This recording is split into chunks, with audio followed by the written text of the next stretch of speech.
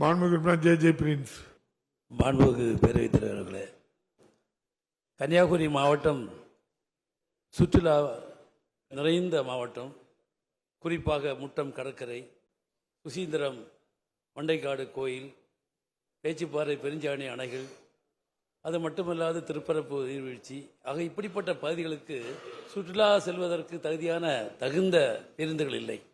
பல பேருந்துகள் புதிதாக இயக்கப்பட்டிருந்தாலும் கூட சுற்றுலாவுக்கு மிகவும் முக்கியமாக பேருந்துகள் இயக்க வேண்டும் என்பதை நேரத்திலே தெரிவித்து மாண்புமிகு அமைச்சர் அவர்கள் சுற்றுலா பேருந்து அடிஷனலாக இயக்க முன் வருவாரா என்பதை தாங்கள் வாயிலாக அறிகிறோம். மாண்புமிகு அமைச்சர். மாண்புமிகு பேரவைத் தலைவர் அவர்களே, மாண்புமிகு உறுப்பினர் அவருடைய கோரிக்கை நியாயமான கோரிக்கை. இதுபோன்று சுற்றுலா தலங்கள், வழிபாட்டு தலங்களுக்கான பேருந்துகளை பரிட்சார்த்த முறையில் இப்போது நாம் இயக்கி வருகிறோம். கும்பகோணத்தில் சுற்றி இருக்கின்ற நவகிரக கோயில்களுக்கு இப்போ ஆன்மீக தலங்களை இணைக்கின்ற வகையில் ஒரு சுற்று பேருந்து இயக்கப்பட்டு அது சிறப்பான முறையில் இயங்கி வருகிறது.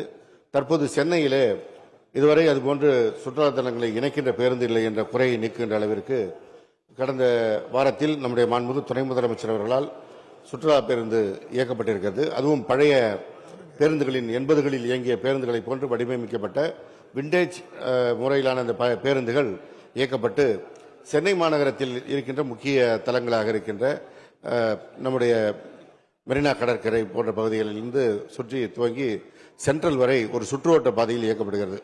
எனவே வரும் காலத்தில் நம்முடைய மாண்பு உறுப்பினர் அவர்கள் வைத்த கோரிக்கைப்படி கன்னியாகுமரியில் இயக்குவதற்கும் நடவடிக்கை எடுக்கப்படும் என்பதை தெரிவித்துக் கொள்கிறேன்.